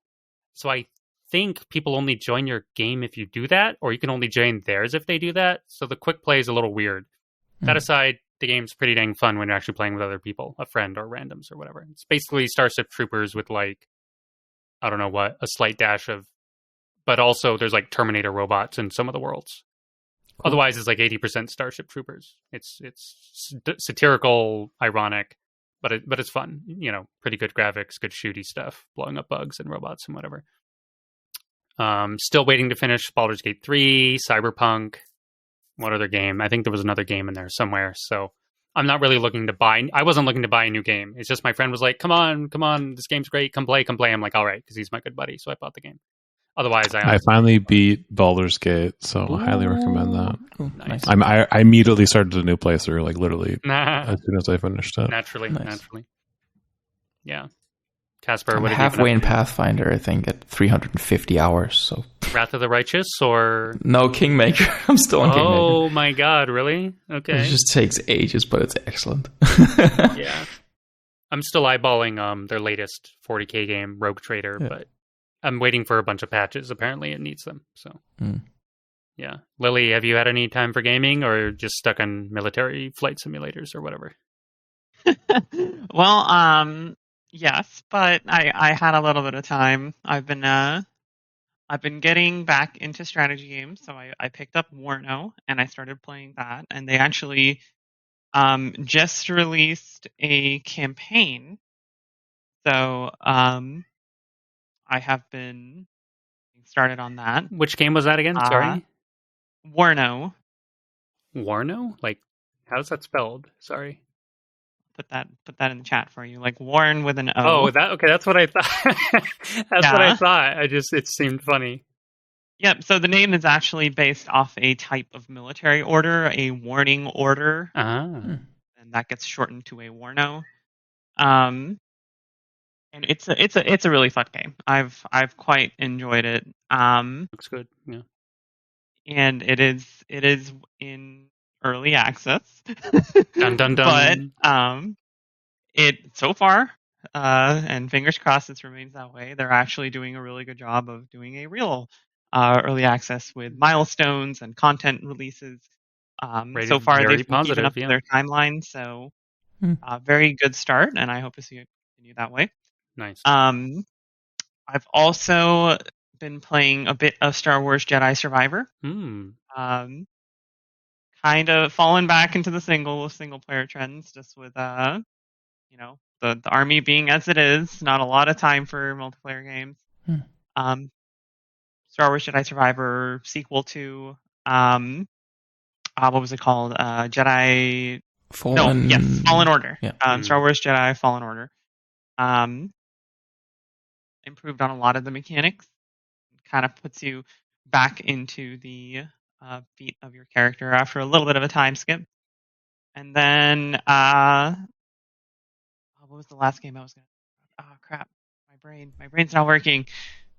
Need some VR. Oh, Squad. So I recently re-downloaded Squad because I saw a cool workshop mod called Galactic Contention, Oh. which is basically turning Squad into the Clone Wars, and it's really fun. It is surprisingly fun. It's very chaotic and nonsensical, but it's a lot of fun. Nice. Definitely look into getting back into. Nice. I think I saw a YouTube video of that, and it was pretty entertaining.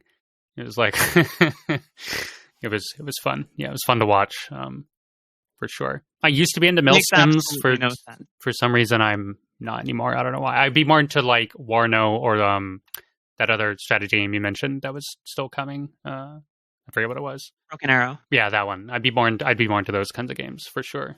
They released a little demo for that. I think last weekend. I didn't get the time to play it, but it's shaping up to be a really good. It's a spiritual successor to another game that I forgot the name of, and if we had more time, I'd Google it. Right? Yeah, that's right. Yeah, we gotta. It's a really good game. Nice. YouTube is filled with videos about it right now. Nice. All right. Well, I think we've had some great discussions here. Some good stuff. Hopefully, we can settle back into a slightly more regular schedule for the rest of this year for the listeners. We had a pretty long gap here. Sorry about that. Mostly my fault, and then just general scheduling. Everyone's more busy now. Casper's full-time work. Sam's busy working and moving. Lily's in the army. I've been doing more work myself. I also am trying to kind of switch careers/jobs. Oh, okay, yeah, right. Lily's moving too. All good things. Like, we're all doing great. Hope all the listeners are doing great. Just we have to adult instead of just doing fun game stuff. Yeah, but we'll be back when there's more cool stuff to talk about in the Mac gaming space, the Apple space, and when we can actually schedule. That's the real boss, just like a D&D campaign. Is the scheduling. So yeah, thank you everyone for listening. Thank you for all you guys for being here and all the awesome angles of thought and input on all the discussions. It was really fun to listen to. Really enjoyed that. So yeah, we will catch everyone next time. Bye-bye. Take care, everyone. Take care.